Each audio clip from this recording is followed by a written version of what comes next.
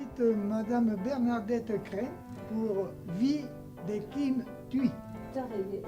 Kim Thuy qui est née à Saigon en 1968, en pleine guerre du Vietnam. Et donc elle va faire partie, dès l'âge de 10 ans, de ces centaines de milliers de gens qui fuient le régime.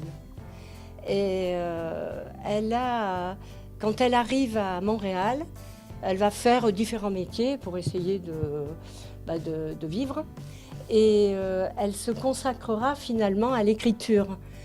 Et elle a bien raison, parce que j'ai lu des critiques dithyrambiques à son égard, parce que ce qui m'a frappé dans ce livre, c'est la légèreté et en même temps la profondeur de ce qu'elle raconte.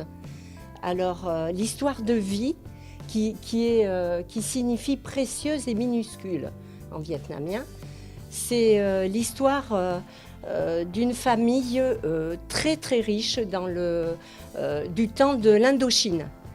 Et le papa de Vie a des propriétés, de l'argent, est reconnu et même vénéré. En plus, il est très beau, enfin vraiment, il a tout. Et il va tout perdre. Et donc, le changement de vie va être radical quand ils vont être obligés de quitter le pays pour s'embarquer dans des bateaux. On perd quelqu'un de la famille, on a une amie qu'on veut absolument embarquer avec soi et qui se retrouve sur un autre bateau et qu'on ne retrouve pas. On va la retrouver très longtemps après et elle racontera les horreurs qu'on lui a fait subir sur ce bateau.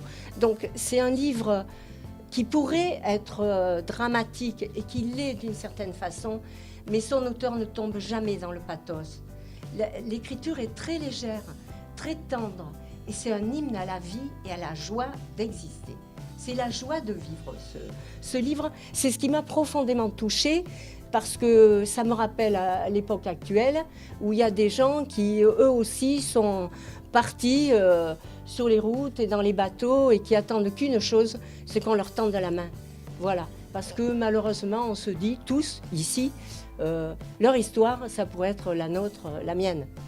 Mais ce que je voudrais vous dire, vraiment, et j'insiste dans ce livre, c'est la joie d'être vivant, d'exister, de se dire qu'on s'en sortira toujours, envers et contre tout, on ne reste pas sur son quant à soi, et puis surtout, le vrai bonheur, c'est les autres. C'est vraiment, elle le dit dans son livre, elle l'écrit merveilleusement et simplement, la vie, c'est les autres. Voilà. Lisez, vie. Merci Bernadette.